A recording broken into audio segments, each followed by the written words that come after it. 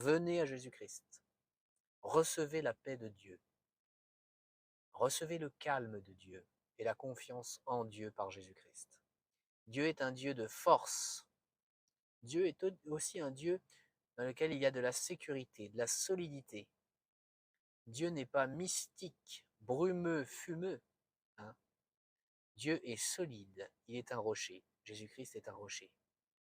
Tu peux ou continuer à décider de bâtir ta vie dans le sable du péché, ou alors construire sur le rocher, qui est le Christ. Jésus-Christ est un rocher, il ne bouge pas. Hein. Il est le même hier, aujourd'hui et éternellement. On peut lui faire confiance. Et faire confiance à Jésus-Christ, c'est avoir la vraie foi en Jésus-Christ, totale, au quotidien. Cette foi, hein, qui a pour source le Christ et pour destination le Christ. La Bible dit, car Dieu a tant aimé le monde qu'il a donné son Fils unique, afin que quiconque croit en lui ne périsse pas, mais qu'il ait la vie éternelle. Croire en Jésus-Christ, c'est avoir tout déposé à ses pieds d'une certaine manière. C'est avoir déposé son incrédulité à ses pieds, le fardeau de l'incrédulité, le fardeau de la rébellion.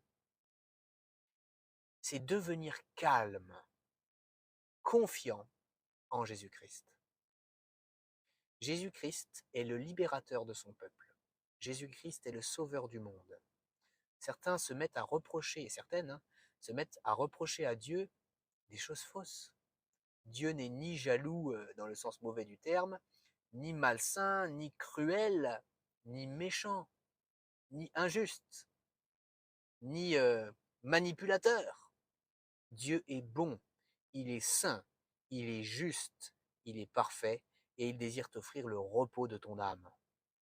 Et aussi le repos de ton corps plus tard au paradis, là où il n'y aura plus jamais aucune souffrance. Dieu désire que tu sois en lui, en paix. Le diable ne veut pas que tu sois en paix, le diable veut que tu sois dans le stress, l'agitation et la non-foi en Jésus-Christ, l'incrédulité, les tourments. En fait, le diable veut que tu ailles en enfer. Le diable veut que tu périsses en enfer. Ça ne veut pas dire que tu meurs en enfer et que tu disparaisses. Hein. Non, l'enfer sera un lieu de souffrance éternelle.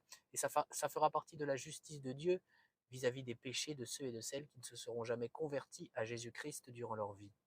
Il y aura des pleurs et des grincements de dents en enfer, ça ne s'arrêtera jamais.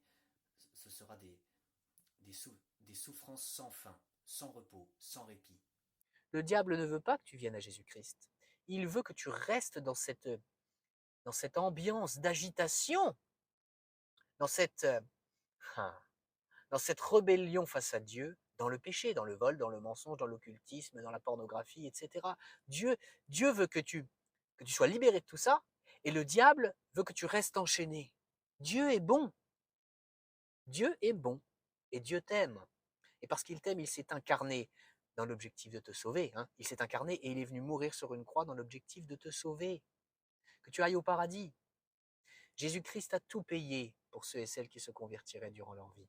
Il a payé toute la justice de Dieu, toute leur dette éternelle. L'enfer éternel est payé pour les élus de Dieu, c'est-à-dire ceux et celles qui se convertiraient à Jésus-Christ durant leur vie. La force, ce n'est pas de l'agitation. L'éternel est ma force et le sujet de mes louanges. Jésus-Christ est ma force. Tu comprends ce que je veux dire? Il y a une solution vis-à-vis de l'enfer, vis-à-vis de l'agitation, vis-à-vis du stress, vis-à-vis des péchés, vis-à-vis du mal, vis-à-vis de l'occultisme, vis-à-vis de toutes ces choses-là. Il y a une solution, cette solution, c'est Jésus-Christ. Jésus-Christ est le chemin, la vérité et la vie. On ne vient au Père qu'en passant par lui. Jésus-Christ est le Créateur, hein, le Créateur des arbres, puisque j'ai mis une représentation d'arbre derrière moi. Il est le Créateur aussi des êtres humains. Il est aussi le Créateur du diable. Il est le créateur de chaque atome. Il est le créateur des choses invisibles et visibles. Jésus-Christ est le créateur. Hein. Jésus-Christ est la parole.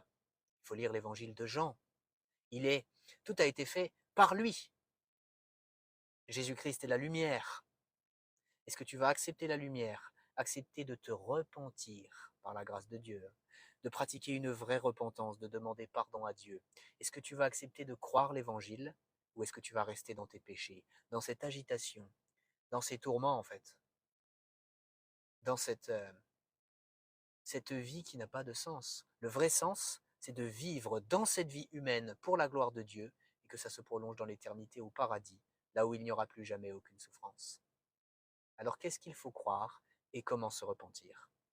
Eh bien, il faut que tu crois que Jésus-Christ est Dieu, est EST. Il faut que tu crois aussi que Jésus-Christ est le seul Fils de Dieu. Il est les deux, à la fois Dieu et le seul Fils de Dieu. Et il faut que tu le crois. Il faut que tu crois que Jésus-Christ est venu sur terre en tant que 100% homme et 100% Dieu pour payer pour tous tes péchés. Il faut que tu crois que Jésus-Christ a souffert pour tous tes péchés. Il faut que tu crois que Jésus-Christ est mort pour tous tes péchés sur la croix.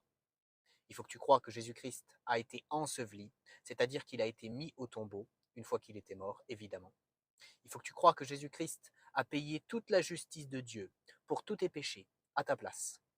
Il faut que tu crois que Jésus-Christ a payé ton enfer éternel à ta place.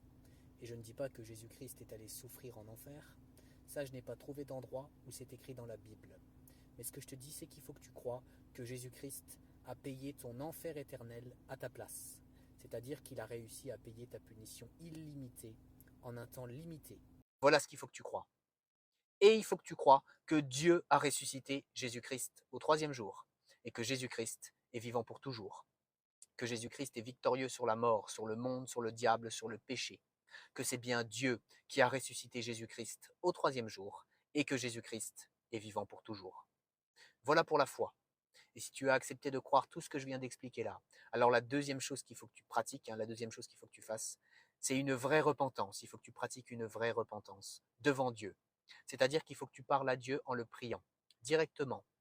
Je te déconseille fortement de passer par un prêtre catholique, c'est un péché ça.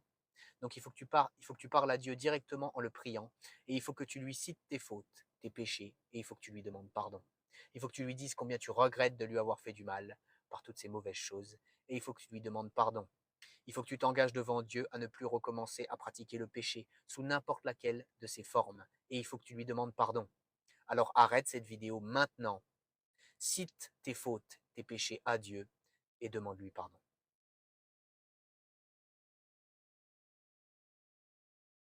Dieu est bon. Il offre à toute personne qui vient à lui le calme, la confiance et par là la force, la vraie force.